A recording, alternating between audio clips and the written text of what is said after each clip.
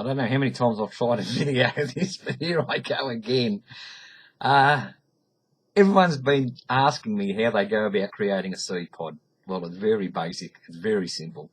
All you need are flowers and something to twirl inside them to release the pollen. I use this.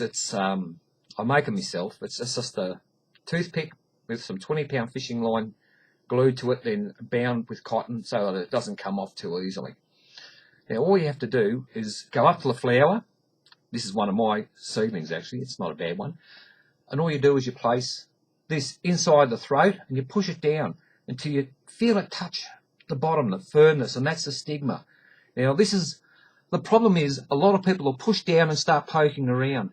And what they're actually doing is they're damaging the stigma. They're not releasing the pollen at all. And the flower will drop off and nothing will happen. So what you need to do is just push it down and just gently, and when you feel it touch the bottom, lift it up just a fraction so that you're in the area where the anthers are, because this is where the pollen sets. That's where all the pollen's kept. It's on the anthers. Then all you do is you twirl it. Now what you can do is you can lean it over to each side. But you only need to twirl it for a couple of seconds, maybe 5 at the most, and then you just take it out. Now if you're lucky, and you can tell if it's going to be a good one, you can look at the end of the fishing line and you'll see the pollen. And this is great because if you've got pollen on there, it means you can transfer it to another flower. I'll just usually do one complete tree at a time. I'll go through, but I'll only do flowers that are in really good condition, that are either just opening or they've only been open for one day. And then after I've done that whole tree, I'll go to the next tree and I'll go up and down my rows and do each one. So that way I'm transferring the pollen from one tree to the next. So in fact, you're cross-pollinating.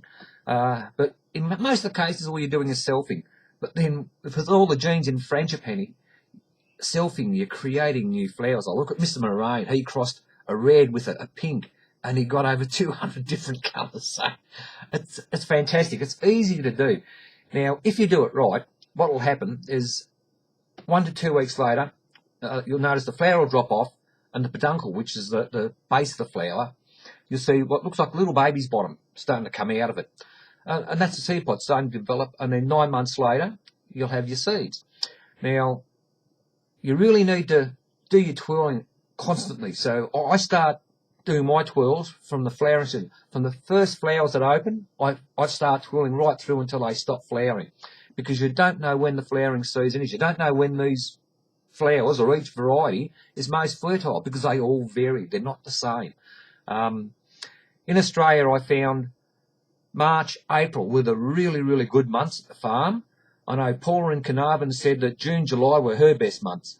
So it does, it varies, but flowers, it can be any time at all in the year. Here in Thailand, because they flower right through the year, I've got to do it 12 months. I've just got to keep going month to month to month.